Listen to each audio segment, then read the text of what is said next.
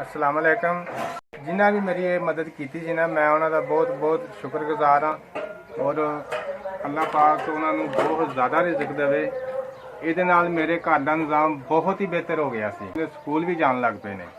और साड़ी तो जो जिंदगी गुजर गई अनपढ़ ये मैं दुकान के सौदा पाया, अपने घर के दुकान बनाई है जी। पहले भी ना मेरी मदद हुई है दो बार। एक बार 10,000 का समान मैंने पा के दिता है, एक बार 20,000 का। वो ज़्यादा समान मैंने गोली टाफी का पा के दिता, वो मेरा घर का निज़ाम बहुत अच्छा हो गया। हुण मैं चाहना वा कि करियाने का समान मैंने जो ना थोड़ा जहा पा दो, मेरी एक दफ़ा मेरी होर हेल्प कर दे और मेरे घर का निज़ाम बेहतर हो जाए।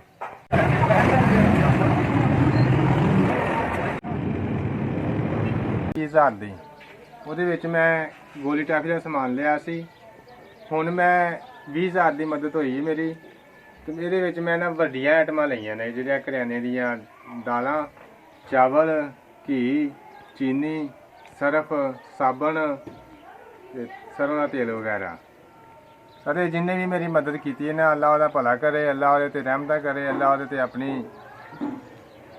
सर मैं जिस स्टोर तो मैं समान लिया सी पहले, हुण भी उस स्टोर तो मैं समान लिया है और मेरा उत्थे व्यवहार बन गया। उन्होंने कहा चलो कुछ नगद लै जा कर, कुछ उधार लै जा कर, तू बंदा चंगा है। सारे जिन्हें भी मेरी मदद की है ना, अल्लाह पाक, मैं नहीं सी इन्नी उम्मीद रखता कि जिन्नी को मेरी मदद तुसां कर दी है।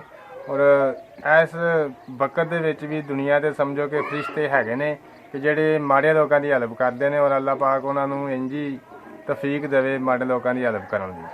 अल्लाह पाक उन्होंने इस तो भी ज़्यादा देवे। अल्लाह पाक उन्होंने कामयाब करे, उन्होंनी कामरानियाँ, उन्होंने कदम चूमन और उन्होंने अपना होर लोगों की मदद करने की तौफीक अता फरमाए।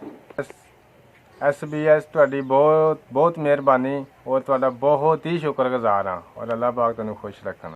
जी भाजी, मैनू पता है कि रोज़ रोज़ मदद नहीं होंदी, रोज़ रोज़ सौदे नहीं मिलते। और मैं जितों सौदा लिया है दुकानदार नाल मेरी गल हो गई है। उन्हें कहा कि चलो तू ठीक है नगद करना है, उधार भी लिया कर, मैं अपना सिलसिला चला लाँगा। और मैं तुहाडे सब का बहुत शुक्रगुजार हाँ।